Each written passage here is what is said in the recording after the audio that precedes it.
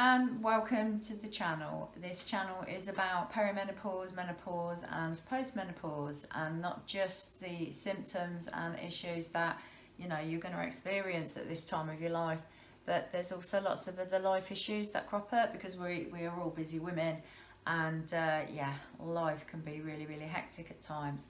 Today I'm going to be talking about loss of sex drive, or libido. I think libido is the proper term for it, but losing your sex drive at this time of your life it's just a really common thing.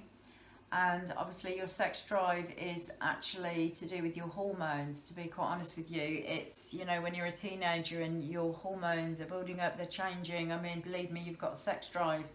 When you get later on in life, particularly for women, when they get into the menopause stages of their life, then things change.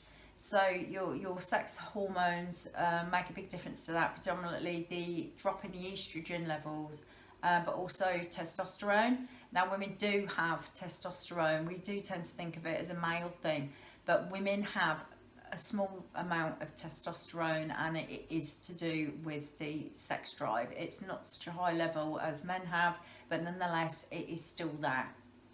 So when these levels are going up and down and changing, and things are getting less and less, and then you've got all these other symptoms as well, and all your lifestyle, and you've got your job, and you might still have like grown-up kids at home, or you might be a grandparent, or you might not have children or grandchildren, but you've got a career that is really ramping it up. Yeah, believe me, life really does get going. So your hormone levels do make a big difference to all this, and unfortunately your sex drive is one of the things that ends up getting pushed to the sideline. Now, it's not a personal choice, it's what your body is doing naturally because of the change in these hormone levels.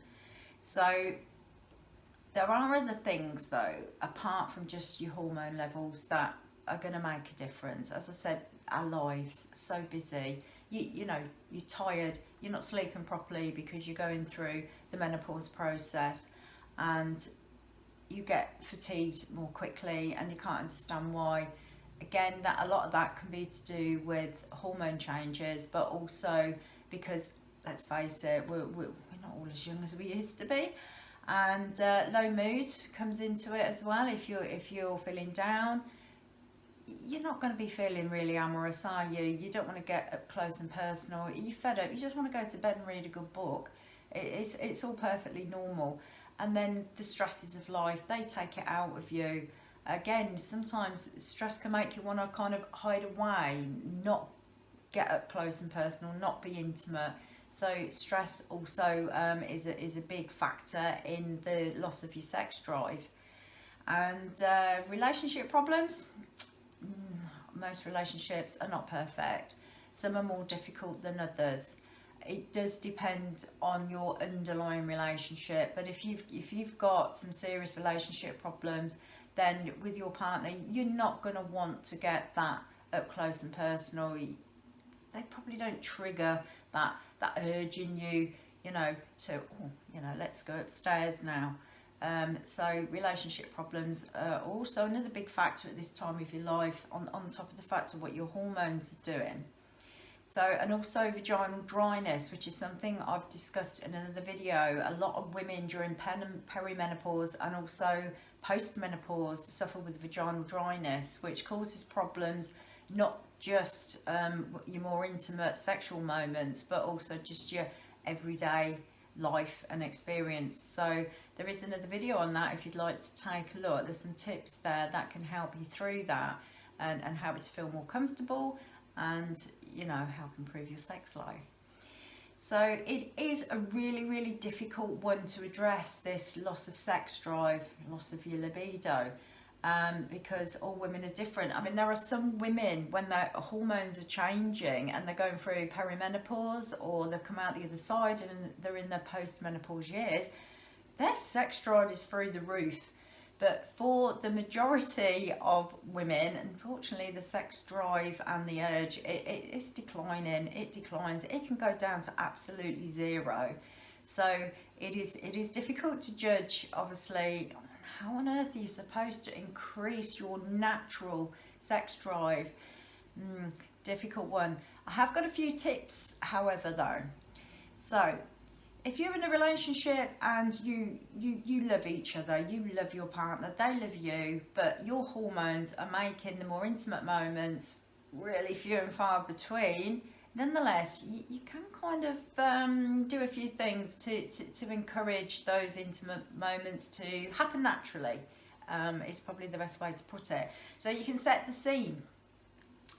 I know it's difficult if you've still got children living at home, but if they're out, or you know, they're at grandparents, they're away, they're at uni or whatever, if you've got some time to yourself, you need to set the scene. So you don't have to be aiming this scene at the ultimate thing is we're going to be rolling around together under the sheets. You can just set it for a really nice, intimate, personal evening. It could be something simple, like we're going to have a nice meal, we're going to light some candles, you know, some nice scented candles, we're going to cuddle up together on the sofa, and we're going to watch some videos or DVDs. I'm showing my age now with videos, but I've still got a video player. Some DVDs or even some films that are scheduled on the TV, and you can watch them together.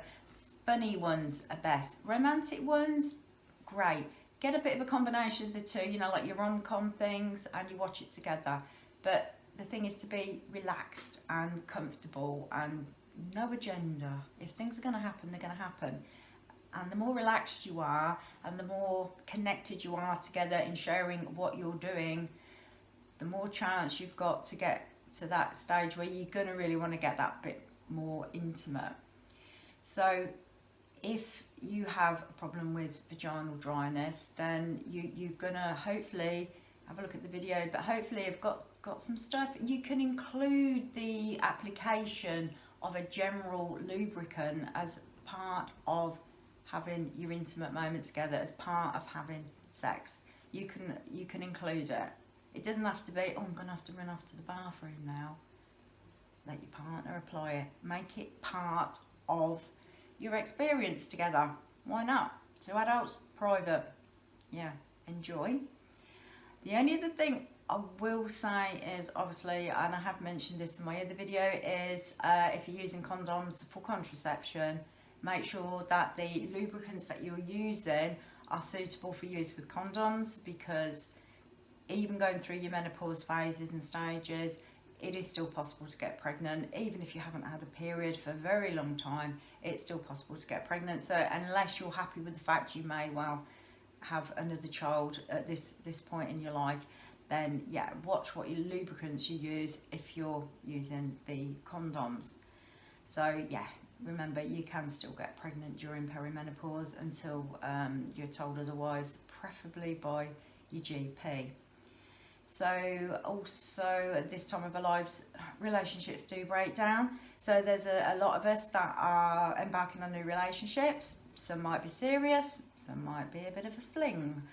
But again, contraception and also condoms are not just contraception, they do help with preventing, obviously, catching things you wouldn't want to catch. So whatever you're doing in your life, whatever you're doing sexually in your life, take care of yourself, have fun, try to keep as relaxed as you can, don't force things, just try and enjoy it. That's my tips on this. It's like I say, it's a really difficult one to address. We're all different, we've all got different things that make us feel a little bit fruity, so you do have to personalise it for yourself, but there's a few general tips there.